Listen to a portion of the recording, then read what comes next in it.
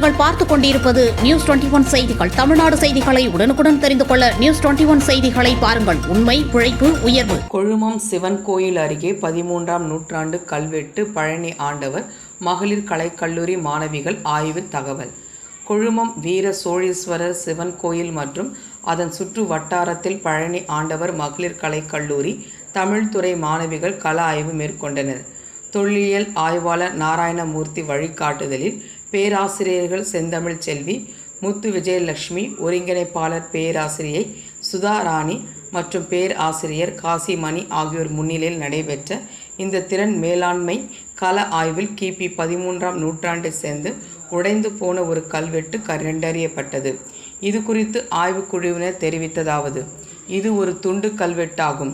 கொழுமம் அமராவதி ஆற்றங்கரை அருகே மண்ணுக்கடியில் புதைந்திருந்த இக்கல்வெட்டு மீட்கப்பட்டு கோயில் தோப்பு வளாகத்தில் தற்போது வைக்கப்பட்டுள்ளது. கோயில் அஸ்திடனத்துக்குரிய குமுத பகுதியில் மொத்தம் 5 வரிகளில் இக்கல்வெட்டு பொறிக்கப்பட்டுள்ளது. கல்வெட்டு எழுத்துக்கள் உள்ள குமுதத்தின் இருமுனை பகுதிகள் சிதைந்துவிட்டன. இக்கல்வெட்டு கொங்கு சோழ மன்னர் 3ஆம் விக்கிரம சோழரின் 2ஆம் ஆட்சி ஆண்டில் கிபி 1275 பொறிக்கப்பட்டுள்ளதாக அறிய முடிகிறது. யாரோ ஒருவரால் சிவன் கோயிலுக்கு அளிக்கப்பட்ட கொடையை இக்கோயிலின் அர்ச்சகரான ஆதி சைவ சக்கரவர்த்தி மீ கோத்திரத்து உயவந்தான் என்பவர் பெற்றுக்கொண்டு இவ்வூரார் இடங்கை சாதியினர் எனப்படும் 98 நியாயத்தார் முன்னிலையில் அந்த தர்மத்தை சந்திரனும் சூரியனும் உள்ளவரை காப்பதாக கல்வெட்டு கொடுத்த செய்தியை சிதைந்து போன இந்த கல்வெட்டு தெரிவிக்கிறது.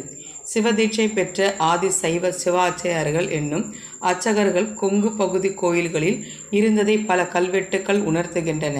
அந்த வகையில் உய்யவந்தான் என்னும் பெயர் கொண்ட இந்த ஆதி சைவ சக்கரவர்த்தியும் இக்கோவிலில் அர்ச்சகராக பணிபுரிந்ததை இக்கல்வெட்டின் மூலம் அறிய முடிகிறது.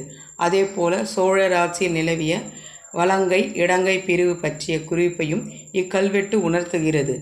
98 ஜாதிகளை கொண்ட இவ்வூர் பிரிவை இக்கல்வெட்டு இடங்கை நியாயத்தரா என்று குறிப்பிடுகிறது. இக்கல்வெட்டு கொங்கு சோழர் ஆட்சியில் நிலவிய சமூக சூழலை நமக்கு தெரிவிக்கிறது. பழனி ஆண்டவர் மகளிர் கலைக்கல்லூரி மாணவிகளின் ஆய்வு இப்பகுதியில் மேலும் தொடர இருப்பதாக ஆய்வுக்குழுவினர் தெரிவித்தனர்.